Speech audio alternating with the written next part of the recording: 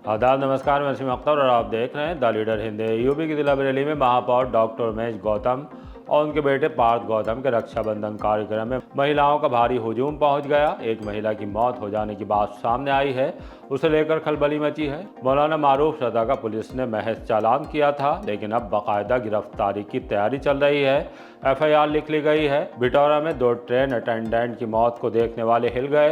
ईद मिलादुन्नबी पर हंगामा बर्पा कर देने वाले 11 बड़े डीजे पर पुलिस का तगड़ा एक्शन हुआ है। सभी नए वाहन के सीज कर दिए गए हैं और एफआईआर भी लिखी जा रही है। ये मामला आज पूरे दिन सोशल मीडिया पर जबरदस्त बहस का मौजू रहा। अब बिहार की रहने वाली लड़की का मणिनाथ के अगस्त्यमुनि आश्रम में धर्म परिवर्तन हुआ है। एफएसडीए ने एयरपोर्ट के पास होटल रेडिसन से भी नमूना भर लिया है। खबरें और भी हैं, आइए सभी की तफसील बताते हैं। अब मौलाना मारूफ रजा पर गिरफ्तारी की तलवार। धार्मिक टिप्पणी को लेकर बहेड़ी के सोशल मीडिया इन्फ्लुएंसर मौलाना मारूफ रजा खान की दिक्कतें बढ़ती जा रही है। पुलिस उन्हें पकड़कर पहले शांति भंग में चालान कर चुकी है और बाद में छूट भी गए, लेकिन अब उन्हें लेकर कड़ी कार्रवाई की मांग उठने लगी। इसलिए शांति भंग में चालान के बाद उनकी खबर तेजी से वायरल होने लगी थी। सर्च भी किया जा रहा था कि मौलाना के साथ क्या हुआ है। उनके बारे में पुलिस से मिली ताज़ा जानकारी ये है कि धार्मिक भावनाएं आहत करने के इल्ज़ाम में उनके खिलाफ एफआईआर लिख ली गई है। इसके लिए हिंदू संगठन से जुड़े रजत पंडित ने तहरीर दी थी। कहा था कि मौलाना की धार्मिक टिप्पणी से गुस्से का माहौल है। सोशल मीडिया पर उनके खातों की जांच कराने पर भी जोर दिया था। थाने में मुंडिया नसीर बहेड़ी के रहने वाले मौलाना पर बीएनएस की धारा 353(2) के तहत मुकदमा लिख लिया गया है। हमने इसे लेकर बहेड़ी इंस्पेक्टर दिनेश शर्मा से बात की। उनका कहना है कि एफआईआर दर्ज करने के बाद परमिशन लेकर मारूफ रजा की गिरफ्तारी की जाएगी। पहले शिकायत मिलने के बाद शांति भंग में चालान कर दिया गया था, उसके बाद मजिस्ट्रेट के सामने पेश किया था। किला सीबीगंज थाने में 11 डीजे सीज, एफआईआर दर्ज। ईद मिलादुन्नबी के जुलूस में रोक के बावजूद पहुंचे डीजे में से पुलिस ने 11 को नए वाहनों के सीज कर दिया है। ये सब बड़े डीजे हैं। इन पर कार्रवाई किला और सीबीगंज पुलिस ने की है। सीबीगंज में 7 और किला थाने में 4 डीजे खड़े करा लिए गए हैं। इन पर एमवी एक्ट की धारा 207 लगी है। ट्रैफिक नियमों का उल्लंघन करने के बाद जुलूसों में माल वाहनों की बॉडी को मॉडिफाइड किया गया था। थानों में खड़े कराए गए डीजों से अंजुमनों ने जुलूस में हंगामा खड़ा कर दिया था।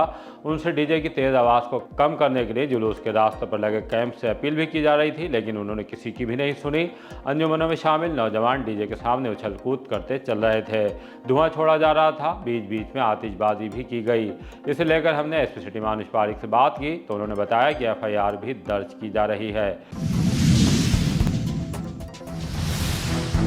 बिटौरा फाटक के पास 2 रेल अटेंडेंट की मौत। पलक झपकते ही एक ऐसा हादसा हुआ जिसे देखने वाले सिहर उठे। बिटौरा फाटक के पास 2 ट्रेन अटेंडेंट की मौत हो गई। वो एक ट्रेन से उतरकर पटरी पर खड़े थे, तभी दूसरी लाइन से गुजरी ट्रेन की चपेट में आ गए। जब ट्रेन संख्या 04014 आनंद विहार से लोखा बाजार जाने वाली बिटौरा फाटक पर रुकी थी। दीपक चौहान और बिमलेश कुमार त्रिवेदी उर्फ साजन इसी ट्रेन में अटेंडेंट के तौर पर काम करते थे। बताते हैं कि वो ट्रेन से नीचे उतरकर रेलवे पटरी पर खड़े हो गए, तभी मुरादाबाद की तरफ से आ रही ट्रेन संख्या 18104 अमृतसर टाटा नगर नॉन स्टॉप की चपेट में आ गए। एक इटावा और दूसरे रायबरेली के रहने वाले थे। दोनों के शव पोस्टमार्टम के लिए भेज दिए गए हैं। आइए आपको सुनवाते हैं कि हादसे के चश्मदीद मैनेजर और पिता ने हमें क्या जानकारी दी है। विनय कुमार त्रिवेदी। कहाँ रहते हैं आप? रायबरेली। क्या कल घटना हुई थी, कैसे डेथ हुई तुम लोगों की? कल गाड़ी बिटौरा स्टेशन पे आउट गाड़ी पे रुकी थी सिग्नल के लिए। उसी का क्रॉसिंग थी गाड़ी की और ये लोग काम खत्म करके स्टैंड में आके खड़े हुए। उसके बाद तो जब घटना हो गई उसके बाद तो हम जाने क्या घटना हुई थी, पूरी बात बताइए। घटना ये हुई थी कि हिमगिरी एक्सप्रेस स्पीड स्पीड से आ रही थी और ये लोग उतरे। क्या हुआ ये तो देखे नहीं, जब डेड हो गई तब हमने देखा। कितने लोगों की डेथ हुई है? 2 लोगों की, एक बिमलेश कुमार त्रिवेदी और दूसरा दीपक चौहान इटावा। किस पद पर थे ये दोनों वेंडर थे। आप किस पद पर हैं? मैनेजर। उसी ट्रेन में थे आप? जी। तो घटना हुई थी आपके साथ? मैं मेरे सामने आई। कहाँ रहते हैं आप? गुरबख्शगंज रायबरेली। बेटे साथ मुरादा आनंद विहार से चला है और बिटौरा स्टेशन के पास गाड़ी खड़ी हुई। हिंगरी एक्सप्रेस इधर से आ रही थी। उसी के बच्चे दो बच्चे, इटावा का एक और एक मेरा लड़का, दोनों चपेट में आ गए। डेड बॉडी उसी वक्त डेड हो गए। दोनों की डेथ हो गई? दोनों की डेथ हो गई, 1 सेकंड में नहीं लगा। किस पोस्ट पर बैठे थे आपके? ये पेंटी कार में थे। कहाँ पर तैनात थे ये? कहाँ पर तैनाती थी? इनकी ड्यूटी थी आनंद विहार से रोका। रोका बाजार। कब का हादसा ये कल रात में, आज जो रात बीत रही। शादी हो रखी थी बेटे की? नहीं नहीं, कितनी उम्र रही होगी? 27-28 साल। परिवार में कौन कौन है? परिवार में माता है, पिता है, 3 भाई हैं, बहनें हैं, ये बड़े भाभी थे, हैं। ये तीसरे नंबर के थे। चलती ट्रेन से गिरकर बिहार के युवक की गई जान। रक्षाबंधन पर दिल्ली से बिहार जा रहे 30 साल के युवक की बरेली जंक्शन पर मौत हो गई। बिहार के रोहतास जिले के इंद्रपुरी थाना क्षेत्र के मवाड़ी गांव निवासी रवि प्लेटफॉर्म नंबर 2 पर चलती ट्रेन से गिर गए। जिला अस्पताल की मोर्चरी के बाहर पिंटक के चाचा नीरज ने बताया कि रवि दिल्ली में सिक्योरिटी गार्ड की नौकरी करते थे। रक्षाबंधन के मौके पर वो अपने गाँव लौट रहे थे। पानी लेने शौचालय जाने के लिए ट्रेन से उतरने का प्रयास कर रहे थे, तभी अचानक ट्रेन चल पड़ी और संतुलित होकर वो नीचे गिर गए। गंभीर चोट लगने से कारण उनकी मौत हो गई। रवि अपने पीछे पत्नी और 2 बच्चों को छोड़ गए हैं। अब बिहार की सोनम खातून का धर्म परिवर्तन। वो रहने वाली बिहार के बेगूसराय की हैं। नाम सोनम खातून था, अब सोनम देवी कहलाई जाएंगी, इसलिए कि गुजरात की फैक्ट्री में काम करती थी। जहां वो रहती थी वहीं भोजीपुरा के संजीव का भी कमरा था। दोनों में पहचान हुई जो इंस्टा पर जाकर प्यार में बदल गई। तब सोनम बरेली में मणिनाथ के अगस्त मुनि आश्रम आ गई संजीव के साथ। धर्म परिवर्तन हुआ, मुस्लिम से हिंदू बनी। आचार्य पंडित के शंखधार ने उनका शुद्धिकरण कराया। अब सोनम खातून नहीं, सोनम देवी कहलाएंगी। उनका कहना है कि वो 5 साल से हिंदू धर्म में आस्था रखती हैं। राधा कृष्ण को अपना आराध्य मानती हैं। उनके पिता का नाम अकबर और माँ का नाम शहनाज खातून है। 6 बहनें और 1 भाई है। वो तीसरे नंबर की हैं। उनके पिता वेल्डर हैं। हाँ गुड़िया, क्या नाम है आपका? सोनम खातून। सोनम खातून। अब आपने हिंदू धर्म स्वीकार करने की बात की है, तो कोई नाम आपने बदला भी है अपना? हाँ, क्या नाम रखा है अब? सोनम देवी। सोनम देवी। अच्छा, आप हिंदू धर्म में आपकी आस्था कब से है, कितने समय से? 5 साल से। अच्छा, आप रहने वाली कहाँ की हैं? बेगूसराय, पचवीर।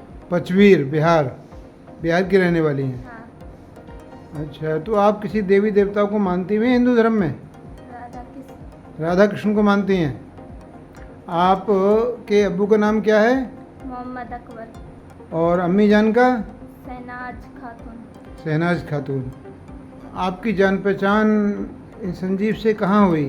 गुजरात में गुजरात में क्या करती थी आप? काम कर रही। काय में काम करती थी? कारखाने में। कारखाने में। और ये संजीव? वो भी एक ही कारखाने में काम करते थे आप दोनों लोग? नहीं, अलग अलग कारखाने में। अलग अलग कारखाने में। तो इनसे पहचान कैसे हुई आपकी? रूम के सामने रहते थे। अच्छा, आपके रूम के सामने ही रहते थे ये। प्यार की शुरुआत किसने की? मैंने क्या कहा आपने इनसे? इंस्टाग्राम पे बात हुआ था। अच्छा, इंस्टाग्राम पे बात हुई। आमने सामने रहते तब भी इंस्टाग्राम पे बात कर रहे हैं आप लोग, हैं? हाँ, अच्छा, फिर आप लोगों में सबसे पहले आई लव यू किसने कहा? आपने कहा या उन्होंने कहा? उसने अच्छा, उन्होंने कहा आई लव यू। फिर आपने क्या कहा? I love you too. अच्छा, आप पढ़ी लिखी हैं नहीं, तो अंग्रेजी जानती हैं थोड़ी बहुत? साइन करने आपको आते हैं? अच्छा, कितने बहन भाई हैं आप? 6 बहन 1 भाई। 6 बहन हो, 1 भाई हैं। आप किस नंबर की हैं? तीसरी। अच्छा, आपके अब्बूजान क्या करते हैं? वेल्डिंग का काम करता है। वेल्डिंग का काम करते हैं। कोई जोर दबाव तो नहीं है आप पर किसी प्रकार का? नहीं, कोई लोभ लालच दिया हो आपको? किसी ने भी नहीं कुछ। कोई डराया धमकाया हो? कोई बताइए। अगर कोई जोर जबरदस्ती से आपको लाए हों या कोई ऐसी बात है तो आप हमें बताइए। ऐसा कुछ नहीं है, मैं खुद आई थी। वाह खुदा, हाँ, को कसम खुदा की अपने आप आई हूँ मैं, फिर झूठ मैं नहीं। अपने आप ही आई हूँ। अपने आप ही आई हो, चलो ठीक। महापौर के रक्षाबंधन कार्यक्रम में महिला की मौत। रक्षाबंधन के मौके पर बरेली क्लब ग्राउंड में एक ऐसा नज़ारा देखने को मिला जहां हजारों की संख्या में माताएं और बहनें एक साथ पहुंची। भारी भीड़ उमड़ आई। महिलाओं ने पार्थ गौतम को राखी बांधी। यहां महिलाओं के लिए गिफ्ट और खाने का इंतजाम भी किया गया था। मीडिया से बातचीत करते हुए पार्थ गौतम ने कहा कि जिस संख्या में माताएं बहनें यहां पहुंची हैं ये उनकी अपेक्षा से कहीं ज़्यादा है। उनके मुताबिक कार्यक्रम स्थल पर करीब 20,000 लोगों के आने का अनुमान लगाया गया था, लेकिन संख्या इससे अधिक दिखाई दे रही है। देखिए, लोग ये सोचते थे, लोग ये कहते थे ऐसा कैसे हो सकता है, इतनी हजारों की संख्या में बहनें कैसे भाई को राखी बांध सकती हैं। लोग एक दो बहनों से ही डर जाते हैं, पर मैंने कहा ये सम्मान की बात होती है। रक्षाबंधन अगर है तो वो बहनों का अभिनंदन है, बहनों का अभिमान है। बहन को ये एहसास होना चाहिए कि उसका भाई खड़ा है, 24 घंटे उसकी सेवा के लिए तत्पर है, सिर्फ कहने के लिए नहीं है। तो यहाँ दिखाइए लोगों को कि हजारों की संख्या में कैसे बहनें आंधी तूफान बारिश को चीरते हुए भी अपने भाई के पास राखी बंधवाने आई हैं। देखिए बहुत ही अद्भुत लग रहा है हम लोगों को यहाँ पर। हमने सोचा नहीं था कि इतना ज्यादा प्यार हमें मिलेगा। ये जरूर पता था कि हाँ हमारी बहनें पिछले साल जो हमने बनाई थी वो तो आएंगी, पर इतनी ज्यादा संख्या में बहनें बनेंगी, इतनी ज्यादा संख्या में हमारी माताएं यहाँ पर आएंगी राखी बांधने, ये बरेली की देवतुल्य जनता का भरोसा है। मैं सभी को ये कहना चाहता हूँ, ये भरोसा अगर किसी पर है तो आपको दिख रहा होगा। ये हम अपने मुंह से बातें नहीं कर रहे हैं, आप यहाँ हमारी माताओं बहनों को देखेंगे, उनके मुंह पर सिर्फ उमेश गौतम का नाम है, क्योंकि उनका काम अगर किसी ने करा है तो वो डॉक्टर उमेश गौतम ने करा है। उनको पता है कि उनको कहीं पे जाके कोई कार्य कराना है तो हमारे कार्यालय आना है, उनका हर कार्य हो जाएगा। ये इसलिए मैं आपको अभी ज्यादा समय नहीं दे पा रहा हूँ, अभी थोड़ा और समय जब मिलेगा आपके साथ फिर से हम बातचीत करेंगे। मैं चाहता हूँ एक बार आप आज का दृश्य दिखाएं और सच दिखाएं। लोग बनावटी खबरें चलाते हैं कि रक्षाबंधन पे 10 लोगों से राखी बनवाई, उसको 100 दिखाते हैं। हम कह रहे हैं आप दिखाइए, एक भी कुर्सी आपको यहाँ खाली नहीं दिखेगी और बहुत बढ़िया भोजन की व्यवस्था भी कराई गई है सभी माताओं बहनों के लिए। ऐसे ही सभी का आशीर्वाद बने रहे। धन्यवाद। कार्यक्रम में भीड़ ज्यादा होने से उमस का माहौल बन गया। कई महिलाओं के लिए ये माहौल बेहोशी का सबब बन गया। कुछ को इलाज के लिए मिशन हॉस्पिटल ले जाया गया। एक महिला की मौत हो जाने की जानकारी सामने आ रही है, जिनका नाम मधु बताया गया है। सुनवाते हैं कि इस बारे में उनके परिजन का क्या कहना है। थोड़ा सा मतलब उनको गर्मी वगैरह लगी होगी, तो जैसे उमस वगैरह हो रही थी तो उसी के चक्कर में उनको थोड़ा सा हो गया। फिर तबीयत खराब हो गई तो अस्पताल ले जाया गया था। अस्पताल मिशन पता अस्पताल में जाने के बाद में हम तो थे नहीं, वहीं से किसी ने मिशन अस्पताल पहुंचा दिया था। क्या हुआ? अब कोई हम तो वहाँ पे थे ही नहीं, इनकी तबीयत खराब हो गई थी वहाँ पे। नहीं बिल्कुल बीमार नहीं, भीड़ के मारे तो नहीं कह सकते, लेकिन उमस वगैरह हुई थी, लेकिन भगदड़ वगैरह ऐसा तो कुछ नहीं हुआ था। मेयर साहब की उसमें गई थी राखी बांधने की सूचना तो हमारे पास हमारी वाइफ का फोन आया था कि मामी की तबीयत खराब है, तो तुम क्या मामी की तबीयत खराब हो, उन्हें मिशन अस्पताल ले गए। तो फिर मैं मिशन अस्पताल गया था। तो मिशन अस्पताल में गया तो मैंने इमरजेंसी में देखा, इमरजेंसी में एक महिला और थी। तो उनसे मैंने पूछा, उन्होंने मुझे बताया कि उन्होंने जैसे हुलिया बताया, नाम तो नहीं, उन्होंने बताया ये कपड़े पहनी थी, ऐसी थी। वो इमरजेंसी में, वो ICU में है। तो ICU में तो आपको पता किसी को मिलने नहीं दिया जाता है। और मैं ICU में गया था, फिर मैंने अपने मामा जी को फ़ोन करा। मामा जी ड्यूटी पे थे, तो मामा जी जब आए तो वो पहले कह रहे ट्रीटमेंट। रेडिसन होटल से FSDA ने भरा नमूना। खाद्य सुरक्षा एवं औषधि प्रशासन की टीम ने रक्षाबंधन से पहले खान पान की चीज़ों में मिलावट रोकने के लिए अभियान तेज कर दिया है। रामपुर रोड पर किप्स स्वीट से बर्फी और काजू कतली का नमूना भरा गया। बड़ा बाजार में दीपक स्वीट से घेवर और सोन पपड़ी, जबकि इंडस अजंता दोरा रोड से बेसन के लड्डू घेवर का नमूना लिया है। सभी 6 नमूने जांच के लिए प्रयोगशाला भेजे जा रहे हैं। तहसील बहेड़ी के गांव पडेरा और मवई कादियान में बर्फी का नमूना भरा है। रामगंगा चौकी पर वाहन से बिक्री को ले जा रहे पनीर का भी नमूना लिया गया। Messrs RMS hotel and resorts India limited, Radisson hotel Mudiya Ahmednagar से पनीर का नमूना भर लिया गया है। फतेहगंज पूर्वी से सोहनलाल मिष्ठान भंडार से खोया, बदरिया इलाका जेड़, फरीदपुर से विनोद लॉज वाले से दूध की लॉज का नमूना लिया है। सहायक खाद्य आयुक्त ने बताया कि चेकिंग का ये सिलसिला आगे भी जारी रहेगा। 2 बाइकों की टक्कर से एक की हो गई मौत। थाना हाफिजगंज के मधुकरपुर गांव में रहने वाले 31 साल के गोविंद गंगवार की बाइक लामाखेड़ा के पास दूसरी बाइक से भिड़ गई। वो गंभीर रूप से घायल हो गए। गोविंद को उपचार के लिए जिला अस्पताल ले जाया गया था। इलाज के दौरान उनकी मौत हो गई है। मृतक की पत्नी सीमा ने बताया कि उनके पति बरेली से मधुकरपुर लौट रहे थे। अचानक सामने से आई दूसरी बाइक से उनकी टक्कर हो गई। मौत हो जाने पर उनके शव को पोस्टमार्टम के लिए भेज दिया गया है। राहगीरों को डराकर वसूली करने में 4 गिरफ्तार। डराकर वसूली करने वाले 4 आरोपियों को कैंट पुलिस ने गिरफ्तार किया है। पुलिस ने उनके कब्जे से 3 मोबाइल फ़ोन, 4,520 रुपये और 2 मोटरसाइकिल बरामद की हैं। पुलिस के मुताबिक 25 अगस्त को लाल फाटक पुल के नीचे एक व्यक्ति को रोककर जान से मारने की धमकी दी गई थी और डरा धमकाकर उससे 5,000 रुपये की वसूली कर ली थी। इस मामले में थाना कैंट में मुकदमा दर्ज कर लिया। मुखबिर से सूचना मिली कि नामजद आरोपी MES ग्राउंड में बैठे हैं और किसी दूसरी वारदात को अंजाम देने की तैयारी कर रहे हैं। पुलिस टीम मौके पर पहुंची और घेराबंदी के बाद चारों आरोपियों को गिरफ्तार कर लिया। उनकी पहचान रोहित साहू, हेमंत, अभिषेक कश्यप और कमल वर्मा के रूप में हुई है। ये सभी थाना कैंट के ही रहने वाले बताए गए हैं। पुलिस ने बताया कि गिरफ्तार आरोपियों में हेमंत और अभिषेक का आपराधिक इतिहास भी है। 60 साल की उम्र में अफीम बेचते गिरफ्तार। सुभाष नगर पुलिस ने मुखबिर की सूचना पर कार्रवाई की है। 1 किलो 151 ग्राम अवैध अफीम के साथ एक आरोपी को पकड़ा है। उसे मदर्स पब्लिक स्कूल के पीछे फरीदपुर जाने वाले रास्ते पर चेकिंग के दौरान घेरा गया। नाम सुरेश गुप्ता और रहने वाला नौनी टिकनाना, थाना दातागंज, जनपद बदायूं का है। पुलिस के मुताबिक उसकी उम्र करीब 60 साल है। पूछताछ में पुलिस को उसने बताया कि कुछ समय पहले रामगंगा स्टेशन के पास एक अनजान व्यक्ति से अफीम खरीदी थी। वो इस अफीम को राह चलते लोगों को बेचने ही वाला था, लेकिन इससे पहले ही पुलिस ने उसे दबोच लिया। NDPS एक्ट के तहत मुकदमा दर्ज करने के बाद अब उसे कोर्ट में पेश कर दिया गया है।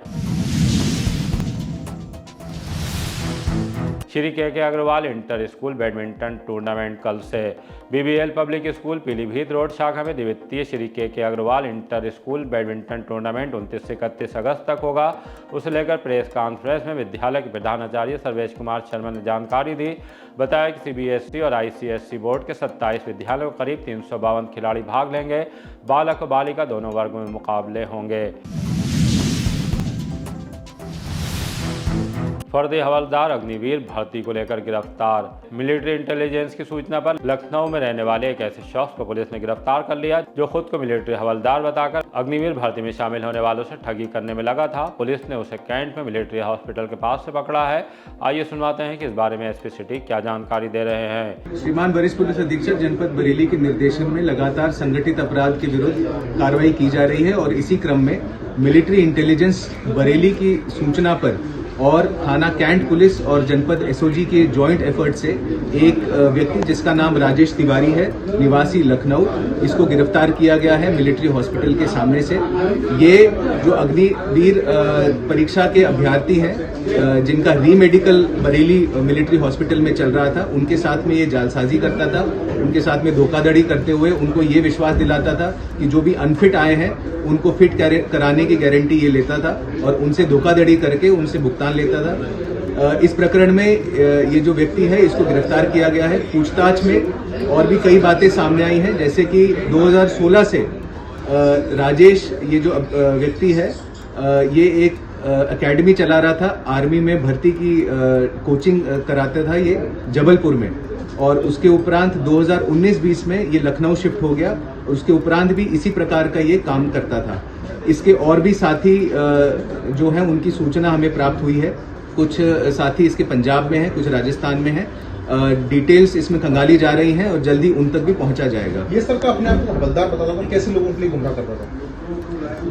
ये अपने आप को हवलदार बताता था और ये जो अभ्यर्थी हैं उनको गुमराह करता था कि इसकी जान पहचान आर्मी के अंदर है, जो भर्ती प्रक्रिया है उसके अंदर इसकी जान पहचान है, और ये उनको ये विश्वास दिलाकर उनके साथ में धोखाधड़ी करता है। इसी तरह के ताज़ा अपडेट जानने के लिए देखते रहिए द लीडर हिंदी। विदा लेने से पहले हमारी आपसे गुजारिश है कि हमारी रिपोर्टिंग पसंद आ रही है तो खबरों को शेयर कीजिए और हमारे चैनल को सब्सक्राइब करके हमारा हौसला ज़रूर बढ़ाइए।